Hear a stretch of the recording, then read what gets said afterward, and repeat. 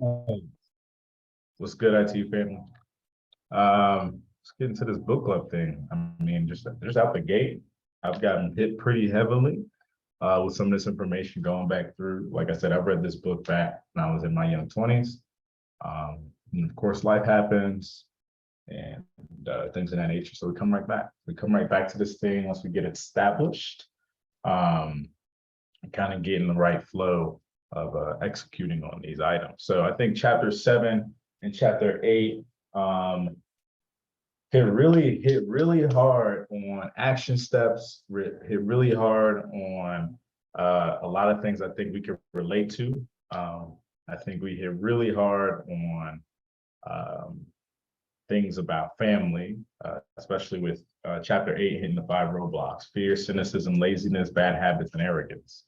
So those are major things that I've dealt with over the last 4 years of not just my trading, but even in the beginning when I was doing multi-level marketing that had impacted me. And for some reason, I don't even remember getting to this section of the book, but um, it would have helped me a lot back then when I was first dealing with fears of phone calls and sales and things of that nature, talking to managers and owners and getting that nervousness out, shaking out all the BS. So I took some notes. I got some key things y'all gonna wanna take into account, especially in regards to what we're learning and utilizing that mindset in trading. There's a big reason why I start with this book. It's because one, you kind of have that first step. This is like the best first step book I feel like for getting into finances. So big thing with managing fear. So the poor have a strong sense of having that fear of losing money. I've dealt with it over the last 3 years with after becoming educated into the system and understanding trading, understanding markets. I mean, dude, I had given the bat signal of buying crypto, and I could tell you tons of people who did not, tons of them. I know for a fact when I dropped buy XRP, buy Bitcoin via IG and Facebook, and I've got a few hundred followers. Shit, even 20 may have saw it, and I bet probably one bought them at the time that I said it. So a lot of people. All right, sorry about that. So yeah, poor people having a fear of losing money. So a lot of times, especially in trading, people will try to get in on the $100 scale and make thousands. And it's going to be a difficult journey. It's going to be a difficult road. When it comes to Forex and any trading at all, you want to have more than what you're trying to achieve. So if I'm trying to make a few $100s a week, I'm not going to put less than a few $100s. If I want to make a few thousand, I'm not going to put less than a few thousand. So the objective here is to say, understand what you're getting into. If you want to make $100 extra every week, you need to probably have $1,000 in. And just be honest. Take yourself serious here. The rich manage the fear. The fear is going to be there regardless. In all investing, you got to put your money up front. Starting a company, you got to put the money up front. Starting a restaurant, you got to put the money up front. That's never going to stop. Even in this, the money comes up front. You got to pay your way. Even in your education, you got to pay for your education. And if you're not taking the time out to put the energy in to do that, then you're not going to get that in what you want. And he goes into that later on. So having that Texas attitude, dude, I love that part. I remember over the years, it allowed me to think back to when I was a child and understand like Texans are very, not forceful, but very passionate. Okay. And they're very upfront with what they want. They know they're going to get it. There is no doubts, like they're after it like animals, right? That whole bullhorn, everything's big in Texas, like everything's great. They represent themselves like they're in their own country, right? So having that mannerism, having that energy about yourself is going to help you deal with the fears within trading a lot, right? You go in, you do your chart work, you do your skill set, you're over there breaking down your analysis technically really well. You got a strong fundamental back on it, and you have no reason to not take your trade. You stay confident, within the knowledge and education. So I think that's a great reason and great point that he made there. Losing is going to be typical. I mean, that's part of the game. We already know that losses come with the game, but we're not focused on the losses. Okay, they come and they go all the time. We're focused on our winners. We're focused on, all right, how many times, right? It's a probability game, and we'll go into that into a class. But probability says that 10 times out of 10 in the month, or 6 out of 10 times in the month, 8 times out of the month that I'm trading, if I take a trade, I know I'm going to hit 8 out of 10 because I've practiced this over and over, right? Every week, I'm looking for 2 trades a week. I take those 2 trades, I'm happy, boom, see you next week, right? So can't be afraid of losing, all right? You can't stop yourself from losing because then you'll never win, right? It's a big factor of the losing factor that comes into play that allows us to win. Let me close this door line.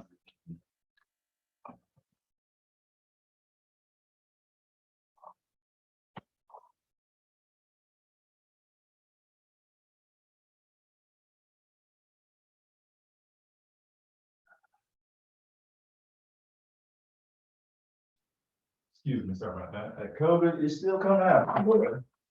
Still coming out, your boy. Sorry. So we talked about that. We talked about losses equal to winning. The pain of losing, right? For poor people, the pain of losing is greater than the gain from winning. So they never get in the game to begin with because they have that fear of that pain. So shoot, even back when I was first going through my go group, there's tons of pain, not just within losing trades, but even in just doing the things day to day, right? When I was starting, there was nothing anybody could tell me that I wasn't going to do to get this skill mastered, right? So in the beginning, it was long nights of education, searching YouTube, studying hours and hours of content until I got offered an education system that I thought may work. And when I got into that education system, there was no excuses. There was literally, we got London session at 3 a.m. I was there, right? I lose sleep. I may lose, time with the coworkers and things of that nature, like things at work didn't matter. If I was coming in groggy, I just came in groggy. Like I had to be up at 2, 3 a.m. for London session for 2 hours, right? But nobody's gonna understand that. That's on you. That's your sacrifice that you decide to make on something you think is worthy to be sacrificed for. And this was. All right, my glasses are giving a mean glare and I don't like it. Whatever, gonna make it work. I can't even adjust, right? We'll figure all this out later. So anyway,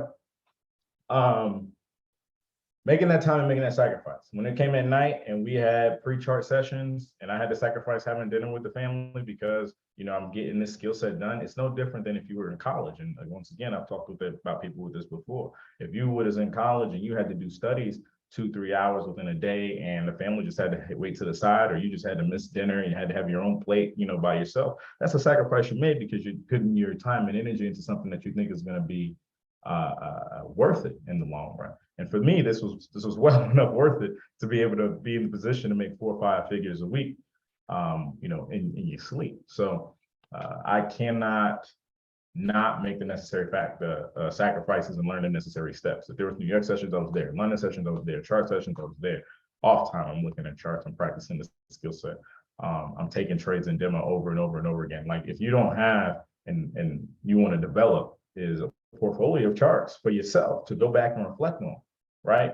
Save multiple links to the side to chart layouts that you have so that you can reflect, see, view, and do what you got to do to make sure you're following your methodologies, okay?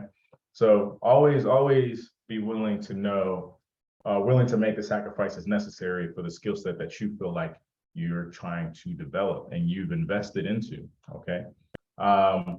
So using loss for inspiration, that's a big part of he mentioned for the wealthy, okay? They take losses, they get inspired by their losses to do more, right? So if you've taken L's, you've had multiple wins. Like I know a lot of you in demo and practicing, you've hit those $70,000, $100,000 days and things like that. But when you take the big losses, $150,000 loss, $500 loss, no matter how big the account is, whatever, enough to get your fire pumping, right? You get knocked down, you want to get back up and get back at it and attack again, right? So this is one of those realms. Is this area pulling that out of you? Because if it's not, then maybe you need to find something else. Okay, and that's all right. So failure can inspire wins or it can defeat losers. And a lot of times it's going to defeat losers. I've seen it time and time again. People get knocked down, and never getting back up, especially from those big losses. You know, you get in there, you put $1,000 account in, you blow it in 24 hours. It's happened. It's part of the game. You're still learning. A lot of people put $10,000 and they blow that account, 100,000, blow that account. I've blown a $300,000 account before. Knocked me out for a while, but I had to get back up, right? This is something that I put the time and energy and efforts into every day to make sure I can become a master of the craft. And then I can come back and, of course, educate my people. So are you playing not to lose, or are you playing to win? Okay. If you're playing to win, you're going to come in with a whole different mindset. You're going to come in with a whole different mentality, and you're going to start operating a whole lot different. So take it serious. Take it serious and manage that fear appropriately. Another big thing he got into, which I liked, was the Chicken Little syndrome that people have. If you saw the Chicken Little movie, you know, he used to run and scream every day that the sky was falling, until it actually fell one day. But for the sake's purposes, and this ain't a movie, it's not going to help you. Being the fearful person is not going to help you. You got fear and doubt stopping you from taking the necessary steps that you need to take to master your trading career as quickly as possible. And it's the one thing you can master, you know, in the next week, next month, next 6 months, you know, and then completely transform your life. But it's the last thing a lot of people will invest into, is developing that mindset and developing that skill set to not listen to the Chicken Littles of the world, not listen to people that say it's a bad market, not listen to people that say, oh, things are crashing. Oh, don't invest in crypto. Oh, this, and the third. Oh, NFTs ain't shit. All this other crazy crap, right? We're still in the beginning stages of those industries anyway. So ultimately, opportunity exists only to those that are able to see it, which he also gets into as well, which makes this book, man, I'm telling you, this book is fire. Fire. I love every bit of what this book has to offer, man. This is going to give you the blueprint. It's giving you the foundation of what you need financially, no matter what you're in, right? So you can literally take this book club right here and say you've gotten your money's worth in this industry and in this education system that we have here, and go on to another venture and utilize this information. That's what I'm all about, right? Prepping the people, and not just giving you the ability to be a trader, but the ability to take this and thrive in anything. Okay. Mr. What Ifs, you know, what if it rains today? You know, what if my tire goes flat? What if this trade doesn't do this? What if this happens? What if this happens? You can't live in that forever. You're just bound to fail. If you can't see that for yourself, then you know, I can't help you. The thing about family, friends, coworkers, and things, all those remind you of your shortcomings. I got that consistently in Amway. And then, you know, when I finally had my breakthrough, it was like they didn't matter no more. The military was not supportive in any realm, of course, because I'm going into other ventures. And my goal at the time was to be able to take that and make $250,000 a year and buy myself out my contract. And I didn't quite hit that. You know, a lot of things happened internally in our organization that went wrong. But when I was up, man, I was up, dude. You know, I'm sure, I don't know if those sales are still going today, but I had passed those reins on. But I was doing businesses with whiskey chicks. I was, matter of fact, the first door I knocked on was Dave & Buster's to make a deal with them. It didn't quite work out because, you know, it was new to the city. But when I got into whiskey chicks, it was booming. Followed that up with another deal with a tasty snow cone company. That another deal was booming. See, I was never about getting those door-to-door sales. I'm not here for small change. I'm going straight to the big wigs. And they were buying cases every month. So once that started happening, the coworkers, the friends, the family, the lack of support didn't matter anymore. I stopped looking for other people to support my business. I knew there was other businesses that would be willing to do business with me because of who I was and the character I developed at that time. Man, I was only about 22, 23 years old. So, and to me, I was young, but it was fun. It was great. It made good money, and it did what it had to do to show, one, I had the skill set. So go ahead and just, you know, cut people off, dude. If you got people that's like hitting you about your shortcomings, say, how are you going to do this? You can't do this. Nobody in our family has done this. Our friends don't do this, blah, blah, blah, blah, blah. They're going to stop you, and you deserve better than that. So go ahead and clear that noise. Poor people listen to Chicken Little. We already talked about getting out of that.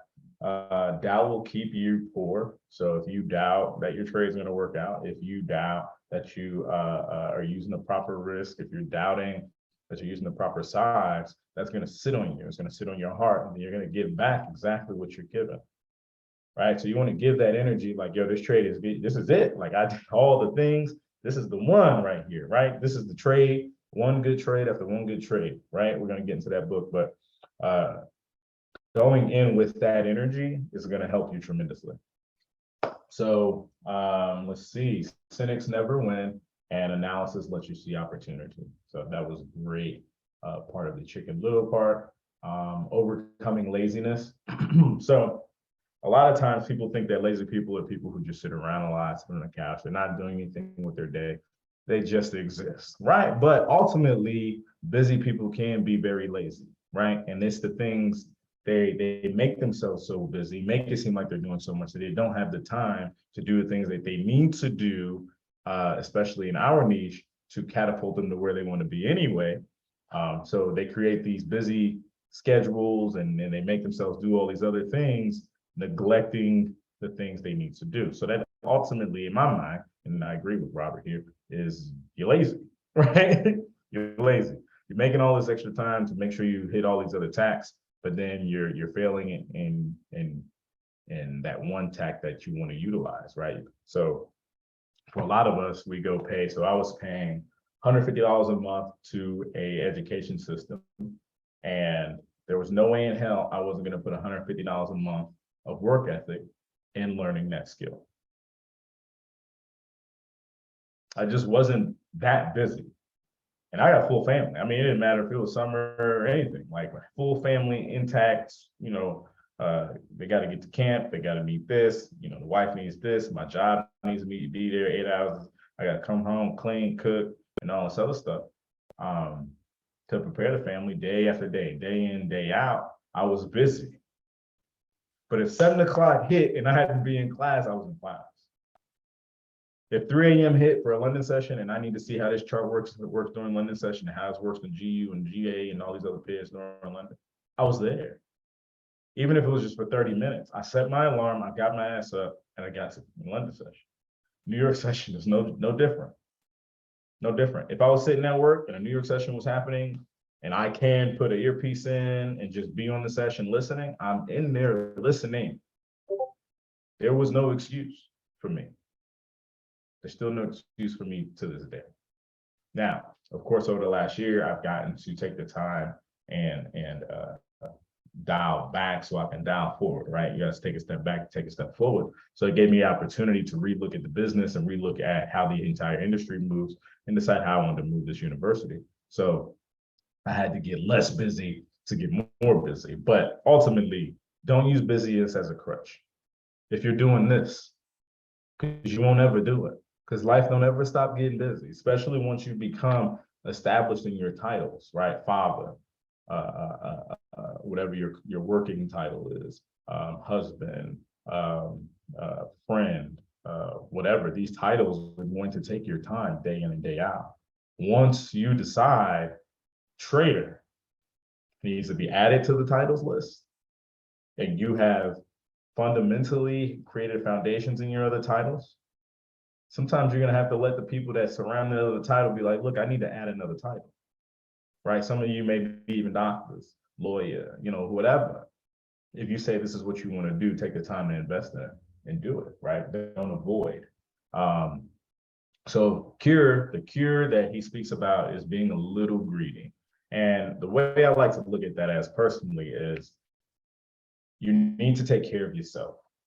You need to find time every day. If this is you, right? So say for a football player, this is what they do. So 6 a.m., 4 a.m., they up doing what they got to do. Family, no friends, no friends, whatever. They making the time to be greedy in their skill of mastery. And I think that's more than necessary. Okay. Kobe, people like to share all the time, used to talk about going in an hour, 2 hours before practice and practicing on himself, or before a game, or getting up 2, 3 a.m. and beating out his opponent or his other players.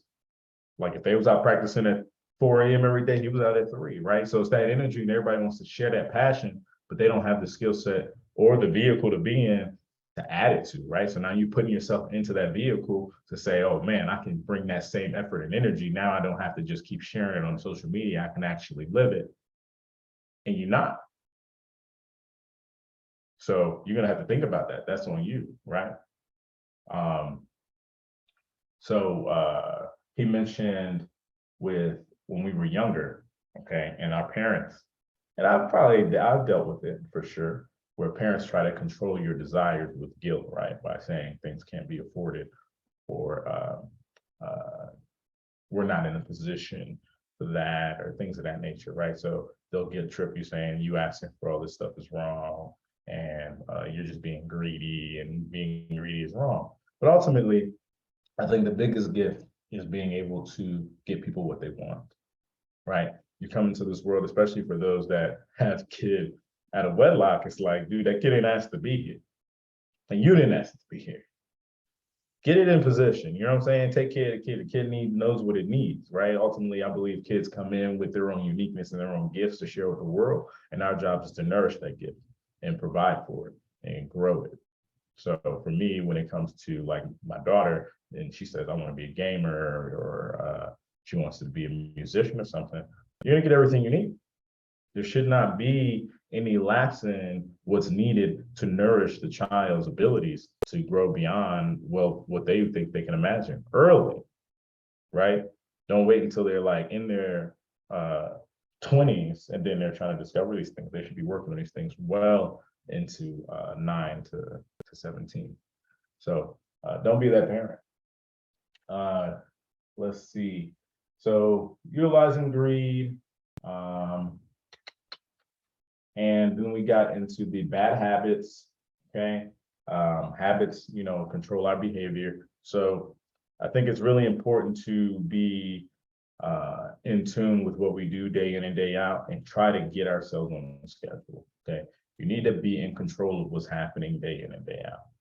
When I wake up every morning and go to sleep each night, I know I was in control of my day. I know I woke up and chose to make sure I got my Tai Chi in, make sure I chose to make sure I get my yoga in, make sure I chose to get a book in, make sure I chose to get a morning personal motivation, and make sure I'm choosing to take the time each night to go over charts, taking the time each morning to execute. Okay, I'm in control of the day. No one controls my day. Even if you're in a job, you still have that capability, right? So if you're working 9 to 5, you're in control of how you come in the morning. You're in control of how you take care of your work, the hours you take care of your work, to make sure you're getting it done in an efficient fashion. By 5 o'clock, you're winding down. 4 o'clock, you're winding down. 3 o'clock, you're winding down, because you've taken the time to get the things done that day in an appropriate fashion. So by the time nighttime comes, you have your other things you're in control of, which is when you're doing time with kids, time with family, time for dinner, time for your charts, time for properly getting to bed on time, waking up in the morning on time, and taking the extra time to taking the extra time necessary to get up, outside of the normal time if you have to, right? There's 24 hours in a day. We all use them different. I go to bed, no different than anybody else, 9, 10 o'clock. I try to. Sometimes it's 11, 12, but I'm still up at 3, 3:30, 4 at the latest, because I got to get stuff done, right? I got to take time for myself. I got to take time to meditate. I got to take time to do my Tai Chi. That's me time. And if you don't have a me time in your day, it's going to be hard getting any of this done. It's going to be hard developing beyond where you are, because you're not taking any personal growth and development time, whether it's 20 minutes a day, 30 minutes a day. If you get up every day at 5 and you need that extra time to take personal time where everybody sleeps, then get up at 4. Gym time as well. I'm following that up right after, New York sessions. It's time for me to head to the gym, get my workout. Okay.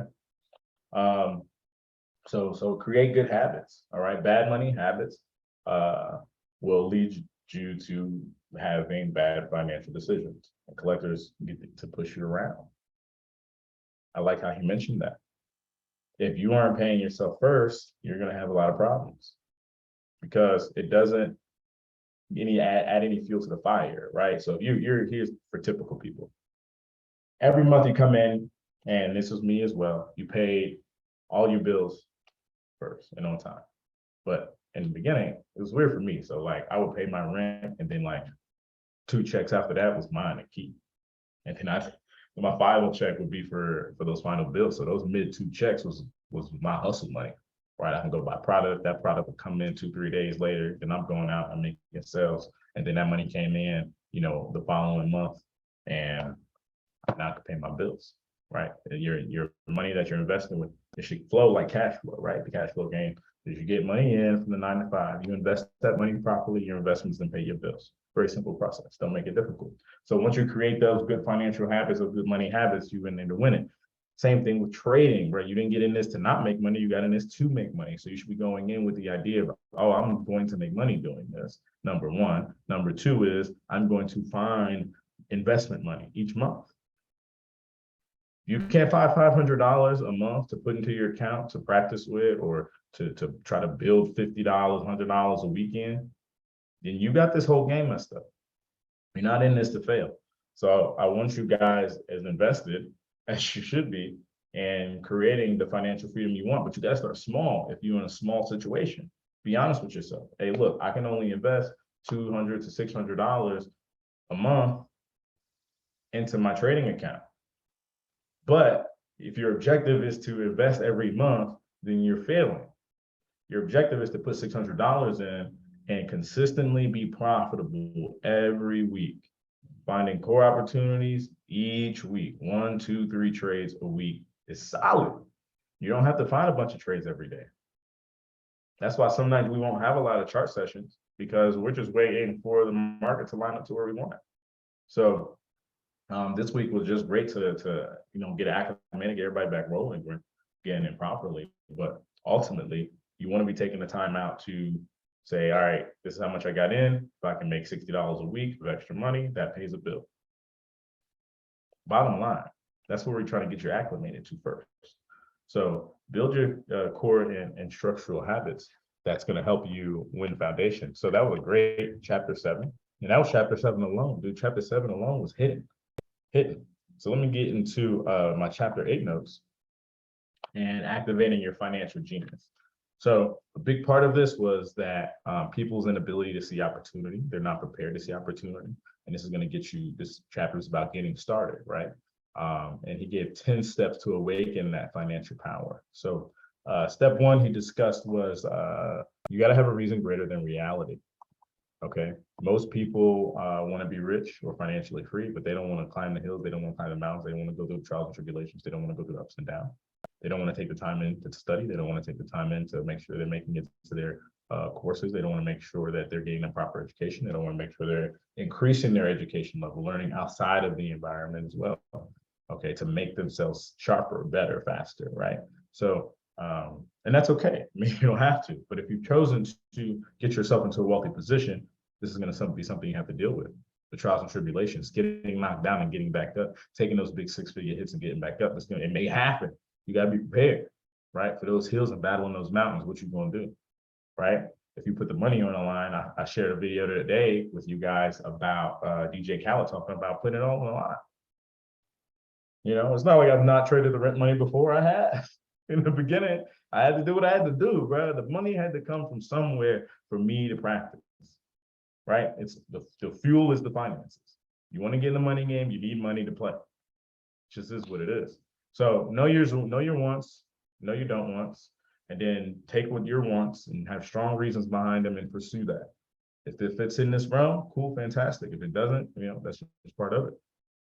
Make daily choices. So you're either going to make daily rich choices, you're going to make daily poor choices. That's completely up to you. This is going back to controlling the habits every day, right? My rich choice is to get up every morning early and get my time in. That prepares me for my day. It prepares me to be able to have the ability to deal with people.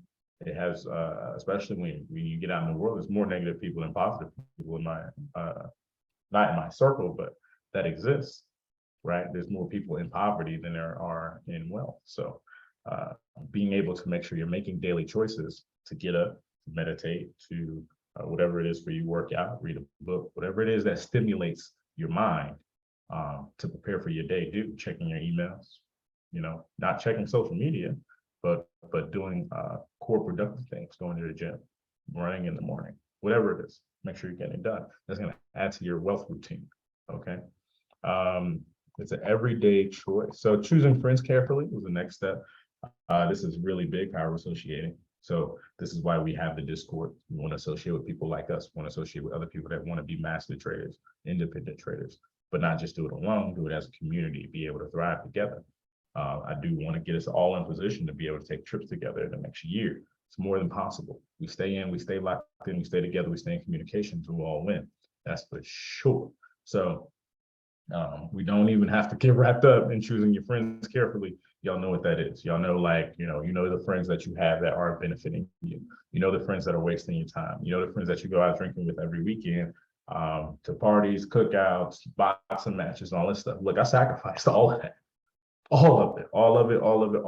Football games, I love going to them. I couldn't do it in the beginning. I ain't got time. This was priority for me.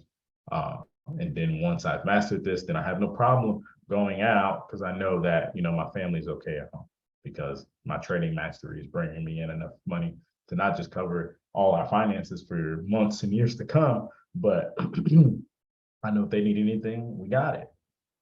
It can get delivered. It's great. Like, we living in the greatest time in freaking history right now, and people are around sulking, right? They're not living their best life, and 9 times out of 10 is in that quality of friends that they spending time with every week and every month. That's draining them, right? You don't want to be in an environment that's draining you of your health, your time, your mind, and your finances. So try to get yourself out of that and get yourself around an environment that's going to want to see you thrive beyond your control, man. Getting a mastering a formula, and then learning a new one, and staying in the know, right? So information traveling faster and faster these days, and you can tell those that aren't keeping up with it, and they're going to, die out like dinosaurs. This world maintains those that grow. So you want to stay in a constant growth. Every time you learn something, try to learn something new. Even at this time, knowing what I know about the charts and being able to come back and get that information doesn't mean I stop my education. I'm still listening to trading videos all the time from other people that are in the position that I want to be in. As they develop, I want to develop and grow. Okay. One of the most difficult things for people to master, number 5, we talked about, was paying yourself first. All right. If you cannot get control of yourself, don't try and get rich. All right. You need personal self-discipline. You cannot lack self-discipline. Those unable to deal with the pressure will not make it. Have good management of not just your cash flow. You want to have good management of people. You want to have good management of your personal time, so that everything is in sync and everything will flow. That's when more finances have a place to grow, right? Money wants to find a good place to grow. So does success, so does wealth. All right. And when I speak on wealth, all right, I want to let y'all to understand, a lot of times, this isn't like wealth and money. This is wealth and family. This is wealth in your health. All right. This is wealth in your finances. This is wealth in your mindset. Okay. It all matters. It all falls under that category of wealth. So you got to be able to make sure you're managing that appropriately and giving yourself the personal time and being able to pay yourself first. It's not saying not take care of your bills, like you mentioned, if you go back and read it. It's all about making sure that you're putting yourself in position to be able to do more. Okay, being able to pay yourself more. And you'll see, I have a Grant Cardone video in the education tab that he talks about doing this, right? If you're going to pay 40% to the IRS and you're not paying 40% to yourself, you have a problem, right? And then a lot of times what you want to do is take that 40%, you pay the IRS 40%, and you pay yourself, and the rest you use for your bills. It's the hardest thing for people to do. But if you have a vehicle like this, you can take that 40% at the top of the month, the middle of the month, whatever, and put it in an account, put it to work, and by the end of the month, you're paying your bills. That's how fast it can happen if you take the time out. Take the time out. So having that mental fortitude and self-discipline. One, definitely don't want to put yourself in, these are just core financial things we talked about. Don't get yourself in large debt positions. Build your assets first as fast as possible. The easier, the better. This is what trading creates. Trading creates the ability to turn that money into an immediate asset. The cash becomes the asset off rip.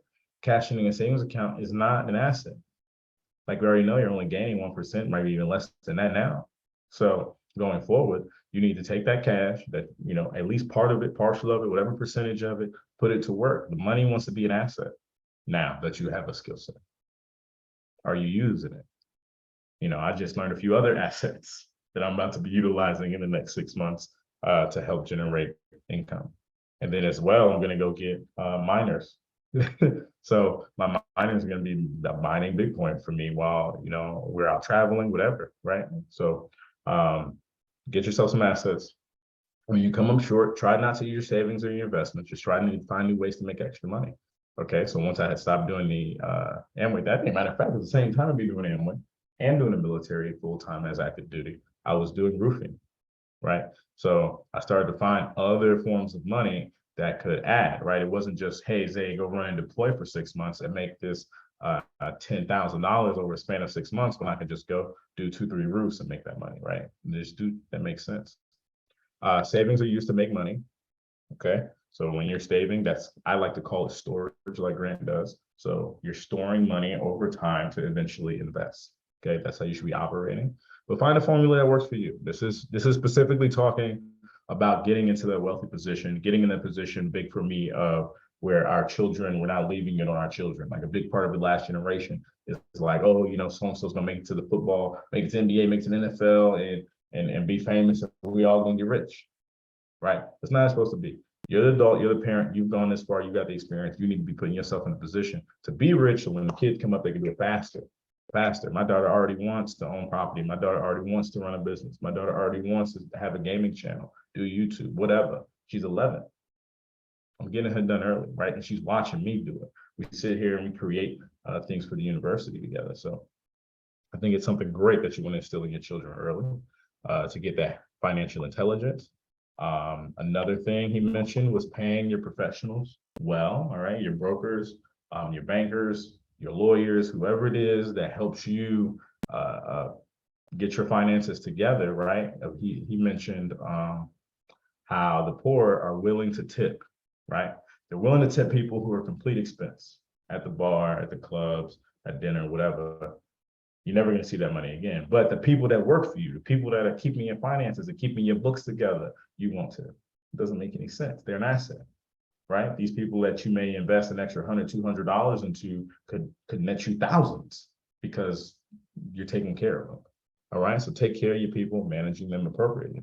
Okay. Being an Indian giver, he mentioned. So first thing, when you're investing, asking those questions, how fast do I get my money back? What's my ROI?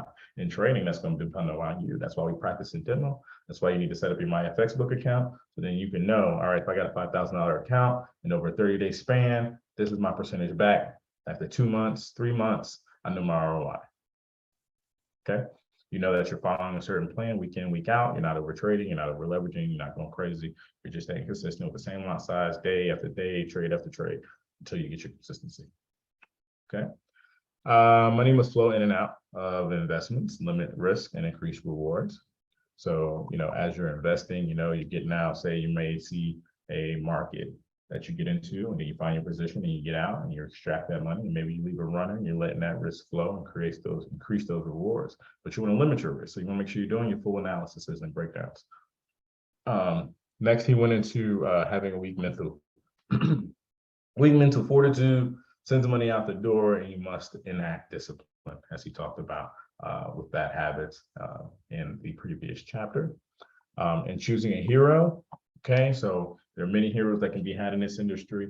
Find one that fits you. I found a few myself. If you want to know, I'll definitely shoot you some of their IG pages. But they've inspired me to go ahead and come out and do the same thing, man. I want to help people get in the position to take care of their friends, take care of their family like they choose to, and getting themselves out of being locked into that 9-to-5 lifestyle. Because I'm telling you, man, the ability to be able to make money on the go when you want, how you want, from your phone, put your little IRS percentage up and keep the rest, bro, it's a feeling like no other, man. And sitting on the beach and doing it, sitting in cruises and doing it, seeing your family excited, being able to take them to do things they've never done before is out of this world. And then number 10 is last mentioned, I believe, is teaching and giving. Okay, so that's what I'm trying to do here.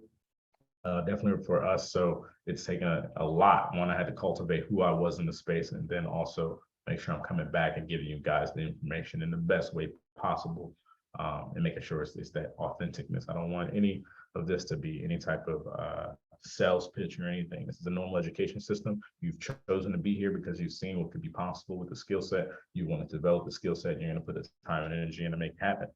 So that was chapter 7. Chapter 8. I love this book, man. I can't tell you enough. Come in hot and heavy, and you want to knock this one out. I think we have one more chapter, chapter 9, and then we are on maybe 9 and 10. I'll check. But once that's done, man, we are on to the next book, and I'll let you guys know what that is. We'll start that.